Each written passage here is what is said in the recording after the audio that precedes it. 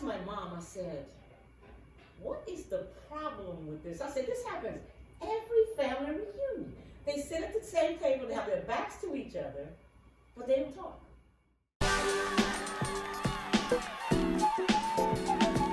And we've been talking about this being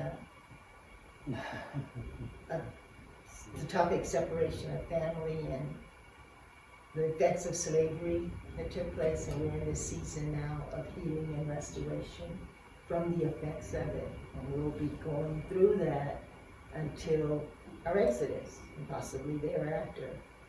But I think it's important for us to concentrate on our individual journeys as we're walking through the situation, and the Lord has brought to my remembrance this season that early on in my, I want to say, Christian walk, but He began to deal with me in the area of emotional healing. And the thing that He used to start it off with was He took, I got saved at 29. And within the second year of my salvation at that time, He ministered to me emotionally, and it started with my mother. I didn't know how the death of a family member could lead back to slavery and the traumas that we've gone through in our lives, how it would affect me at that moment and throughout my life until I became awake. And the Father really began to show me what healing and restoration was. And what He did was He took me back to when I was 3 years old. In the spirit, I was looking out, like a film light, and I was looking at my little 3-year-old me. And I was in this field of, I could see the dress I had on, a frilly black and flowery dress, similar to what Michael Shirley is. And I could see me in this field, but I saw me in the field and I was like lost, but I'm not scared, but I was just by myself and lonely. And that's what stuck out. I was a lonely little girl. And from there He began to show me, because I had realized that all my life growing up, there seemed to be a wall between my dad and I. So He took me over the steps in the process of bringing the healing and the restoration. He took me back to what the root was, and then He took me through a process of healing it within that same. The vision couldn't have lasted no more than maybe 15, 20 minutes, but the Holy Spirit was speaking to me in my spirit. I mean, things were just illuminating. Thoughts were illuminating, so I could see what had happened. But He showed me as a 3-year-old girl, we lived in Chicago, and my mother had become ill. And we had no relatives in Chicago. We had all migrated away from the South up to Chicago in different areas. And I remember when she got ill, we had no family members in Chicago, so He had no choice but to send us back to California, where His family was, where His sisters and brothers were, that they felt like they would take care of us. Because He's there, He's got to work, His wife is sick, she's in the hospital, He's got to deal with that. And He sent us to where He thought we would be cared for during that time. Well, little did He know, but during that time, we were very well ill-treated. And so that was the source of me being 3 years old and seeing myself in that field and this lonely little girl. Because I remember when we were there for about a year before she actually passed. And I remember when we were coming down, we were living in this house. It was a 2-story house, and we were all upstairs. And I remember them calling us from upstairs and calling us to come down. As we're coming down the stairs, they're saying, and it's just the way it sounded, or maybe the way I remember it, but it was like, well, your mama's dead. We were not allowed to cry. We were not allowed to grieve. So that was the beginning of me beginning to repress my emotions and my feelings. Because over the years, that hurt. There was no one to comfort us, to counsel us, to help us. So it's like At any rate, it was what started my being insecure in a lot of areas. And when he took me back to the little girl, I saw myself, and I said, but this years later, it's kind of like I said, Father, why is there such a wall between my dad and I? My dad was a good man. He provided for us. He was there. It's not like he was abusive or anything like that. It's just this wall, and I couldn't figure out why or where it came from. So during that time, the Holy Spirit was speaking to me, and he was sharing with me how he put me in the perspective of my dad's situation. Took me out of my situation, put me in his situation. And it was basically, the conversation was going like, well, okay, let's look at it this way. Your dad is in between a rock and a hard place. He's got these 3 kids, one of them only 4 months old, and I'm like 3 myself. So what is he gonna do? He's got this wife that's ill, and he has no one there to take care of us, so he has no choice. Okay, that was number 1. I said, okay, I can see that. Then it was like, he didn't know what was going on with us while we were away, but in my 3-year-old mind, all I knew and what was the root of it was when my mother died and the way we were being treated, my dad was not there. So there was a wall that went up inside. I wasn't conscious of it, but a wall went up. So then he showed me, he says, well, in answer to that, it was like he says, well, remember, what else could he do? He had no choice. He made a choice that he thought was the best, and where we would be taken care of. So that I like him, I thought, okay, I can understand that, I can see that, I can relate to that. And what happened was over a period of, in that same conversation, the wall began to come down because I had a sense of understanding. I could understand why my dad wasn't there. Where before, all of this little girl was lost because her dad was not there when she needed him the most. So that was the beginning of him healing and restoring, bringing understanding to me. And it also opened up my heart to realize that the Father really does heal. He's really interested in how we feel, how we hurt. Even though we have buried it, it just opened up an experience for me for the beginning of the journey. This was before waking up, because I've been walking with him about almost 50 years.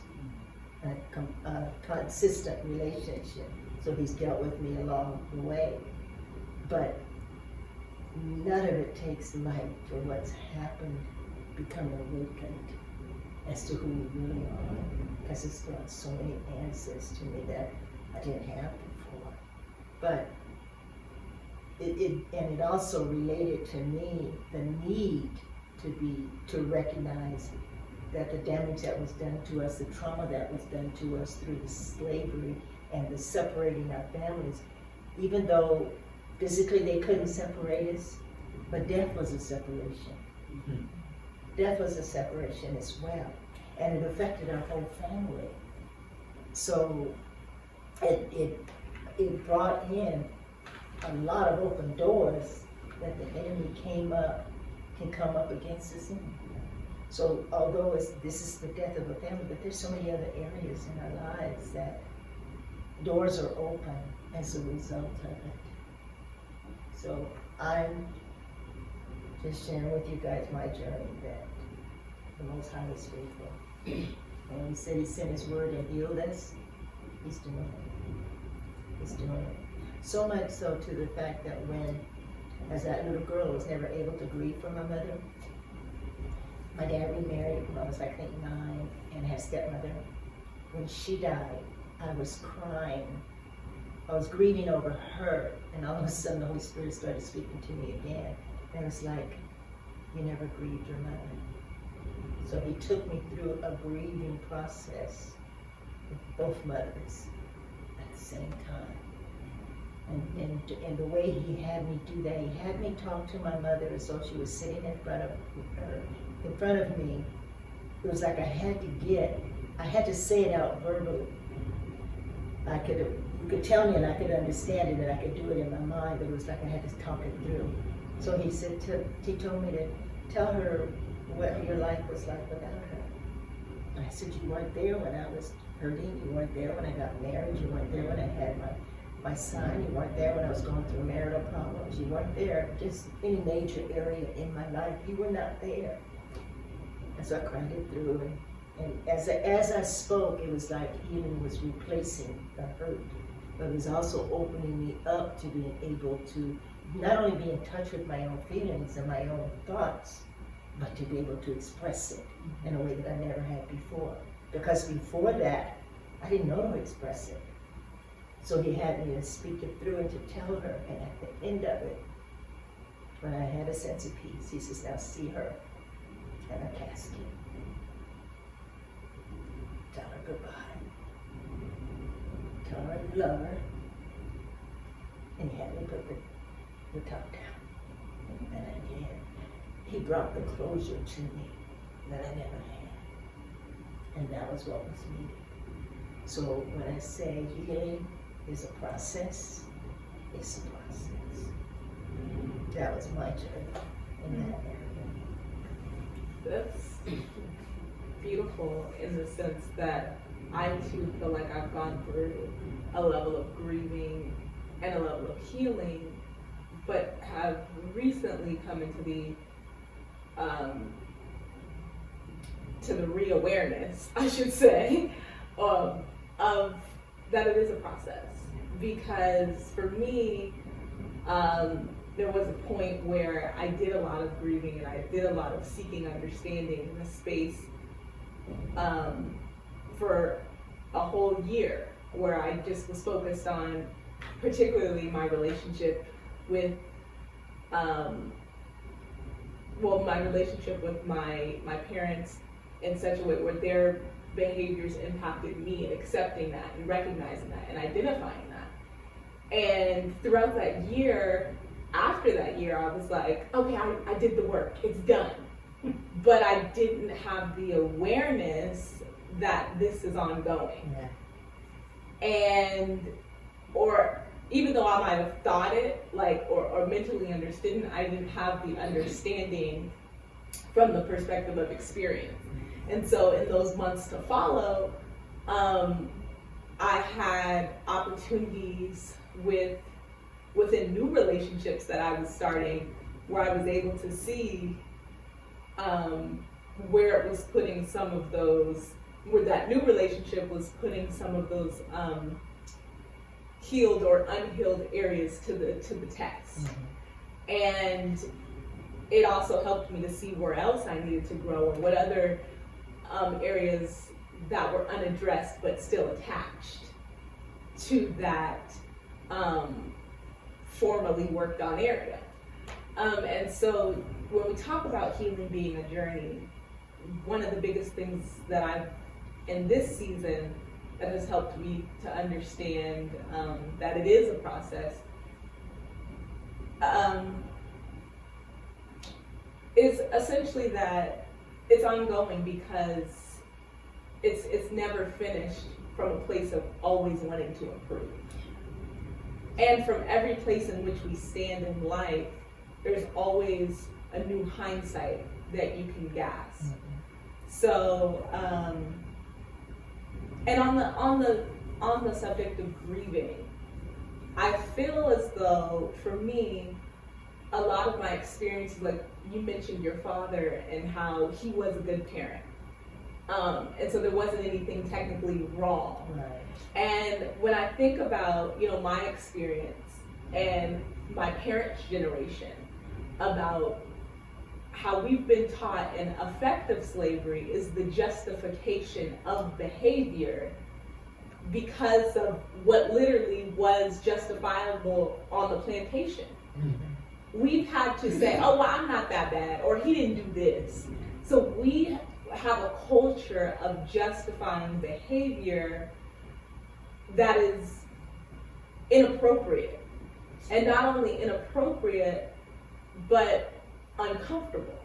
Because uncomfortable, for me, in my experience, doesn't, regardless of the scale of whether are not, it's justifiable, it doesn't change how I feel about the Exactly. situation. Exactly. It wasn't okay for me Yes. as the child. And so I've grown in this space of grieving because I think with so many years and years of avoidance or justifying behaviors, we're now resulting in a generation and generations of undealt with issues or issues that have been, piled up and blanketed pretty much. And so when we talk about grieving, one of the questions that came up for me in another healing space was, why am I numb to this? Where is this rage really coming from? Where is this anger coming from? Where are these emotions coming from or not showing up when this is clearly a wrong situation? And what I understood is that there's levels to anger, and there's levels to aggression, and there's levels to suppressing what has yet to be released. And so I've understood that, many of us have created these behaviors of disconnect in the sense that we have been grieving, and that is our grieving process. Many of us are walking around with dead parents because we've disconnected ourselves emotionally from the pain of undealt with situations. Many of us are grieving. We're in grief around so much, which builds an energetic frequency of numbness, an inability to have fruitful relationships when it comes to just friendships, when it comes to work environments, when it comes to the spirit of offense, just always on edge. And I've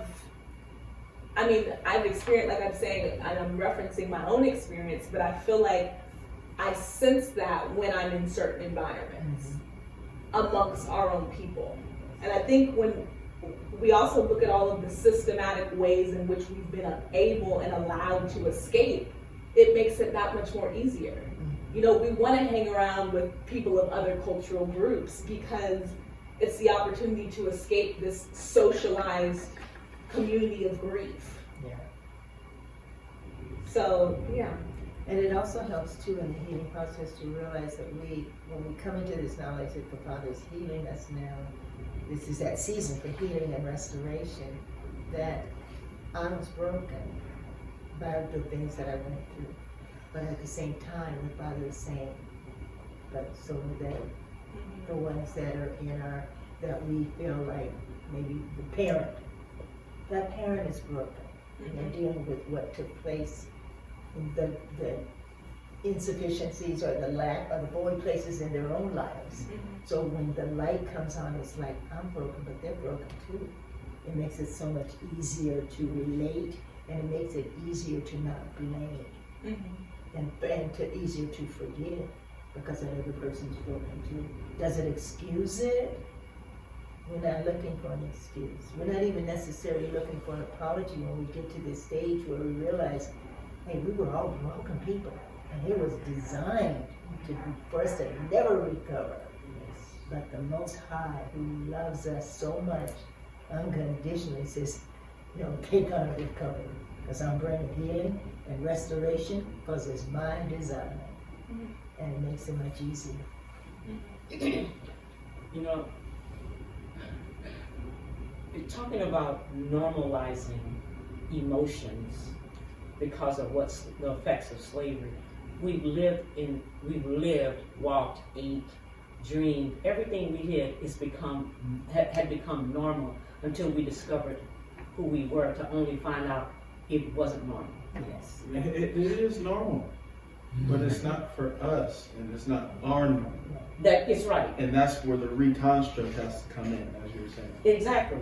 So what we bought as normal really was not supposed to be normal. But because it was such a long process of time, generation after generation, we were taught to live it as normal, knowing only to discover at the end of this time that it wasn't normal. And it was so familiar and so close to us Common. till we could not tell the difference. And I have to say, when we say normal, we're saying the status quo and not normal, because there is no normal. We're just in a different environment where the majority of people are doing such and such. Exactly. And I think about my own life, growing up in a home that was blended, because my grandmother lived with us. She was not come to find out at 21 years old, she was not even 21, I find out she's not my biological grandmother. That my mother was actually adopted, which I discovered she wasn't legally adopted. Her mother died at 3 months old, which somebody just probably handed her over for this lady to raise. And these people are in their 60s and 70s, and they're raising my mother. But my mother, looking back now and understanding the effects, that it was the effects of slavery, I look at how my household was ran and how things were done within my household now, that I realized was the effects of slavery. Because at the point of my mother's death, because the family was never to be instituted as a healthy family, by the time she died, there was no physical bonding out of 6 kids. None of us bonded with my mother. So I mean, and we need to understand something. We gotta feel what we feel. You said it once before. I have to feel it all the way through. I can't feel something. I can't pretend because out of tradition or out of someone's expectations of what it should be like. I have to feel what I felt. So when my mother died and I went to her funeral, I looked at the woman in the casket and realized I didn't even know her. Out of 60-some years, I didn't even know that woman in the casket. I couldn't relate to her. I couldn't feel empathy. I couldn't feel sympathy. I couldn't even cry because of all the years that I cried because she wasn't emotionally there. I had to own that. I had to own that on the day standing in the church, walking down the aisle toward that casket. I had to own that day. I don't know her. I have no idea who she is. I don't know anything about her. After the funeral, I went to my mother's best friend, who was named the same name as my mom. And I began to ask her questions. And you know what she did? Normalized. She said everything that I kind of already knew about my mom, which didn't answer any questions for me. So, and I live way in California. My mom, she was in Texas. And I had to come all the way back to California with the same mindset that I left California. But on the way back, the Most High and I had this conversation. And while I was sitting on the plane, and I'm sitting there, and like you said, I was so numb. And it's like, who was she? I'm asking myself all these questions. And the Most High reminded me, she was under the same curse you were under. She suffered the same effects that you are living in today. Your mother is a product. You are a mother. You are a product of your own mother. She didn't have any emotion. She had no feelings. And it made me understand really to the depth of, and this is even before I was awakened. Yeah. This was in 2014. But I realized at that time that I was on my way, because I had done a lot of healing. The Most High has done a lot of healing. But He took me to a place to realize I was a mirrored image of who she was. If I was broken, she must have been broken too. And what I heard someone say one time, we were talking earlier about picking the right mate. You got a half a man and a half a woman that get together and produce a whole mess. Yeah. That's what they do. They literally produce an entire mess. But we don't know we're a mess because it was normal. We walked in this normal life. But I look now and I have to say, this is the moment I realized I have to become a family of one. And if I'm going to get healed, I'm going to have to do it alone. So it made that alone not so lonely. I began to accept my sisters and brothers as broken vessels that needed to be healed. So it was easier to connect with them. Are we still bonded? To a degree, we're better than we used to be. But since that time, I've lost 2 of my siblings. But it still does not take the place of your parents. That's like grieving. They're dead. My parents, both of them are dead. But it gives me a moment in time to reflect, to where that grief doesn't have to overtake me. Yes. Now I can let the grief be normal. I can go through the grieving process. But at the same time I'm grieving, I'm also rebuilding my family and rebuilding and finding my place within the family dynamics. I think what I liked about what you said about being a family of one, and that don't wait. You know, I think a lot of people are waiting on saying, well, I'll be able to heal when. Yes. You know, Yes. and the time is now, and you can heal. The Most High can heal you by yourself. Yes. So, so I thought about that when you said that, and then when Sylvia talked about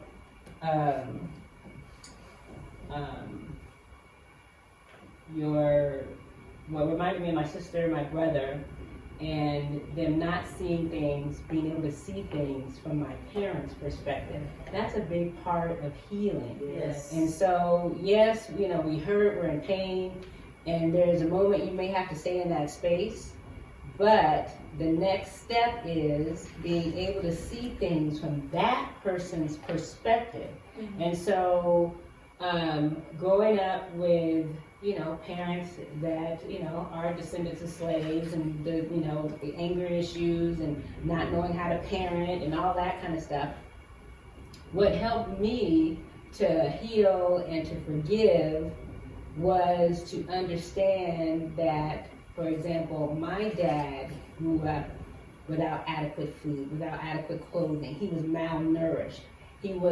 So all of these things made him an angry person and an angry father. Mm-hmm. But being able to see that from his perspective, that was part of my healing. Yes. But because my sister and brother have difficulty, they're still stuck at, but this is what happened to me, and this is what happened, and they did this and they did that. And there is a time and a place for all of that. But once you have filled that space, you need to move out of that space to the next step, which is being able to look at things from their perspective. It's part of your own healing. Amen. So that's so I'm a little bit further than they are because I was able to do that. I was able to say, you know what, the reason my dad is the way he is because of how he grew up, sharecropping, and basically, which was another form of slavery, which made him a very angry person. Exactly. Wow.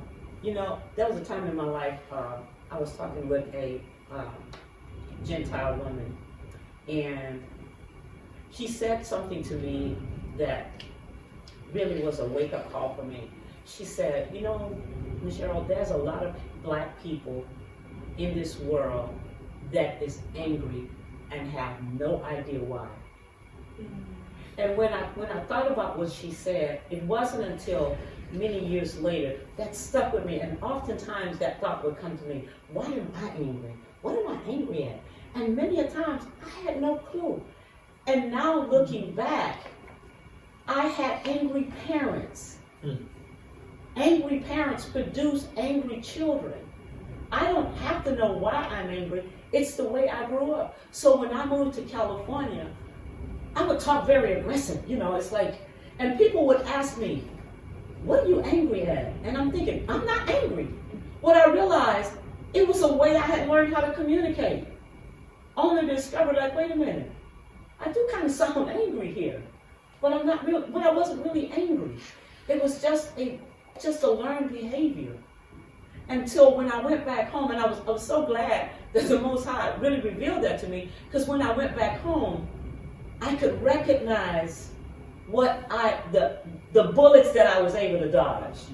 Because when I saw my two sisters and my mother interact, that was exactly how they interact. And my sister-in-law leans over to me, she said, do they like each other? And I have to say, absolutely, they love each other. I said, but that's how they learn how to communicate. It's just communicating. They're not mad at each other. They just communicate that way. So I go back to what the lady said to me. She said they're angry and they don't know why. It was a form of behavior more than it was anger. But I can see now what I look like to the rest of the world. I look like an angry black woman. And I look back now, there was a bit of anger there. And what I realized is that I was angry because I didn't know why I was angry.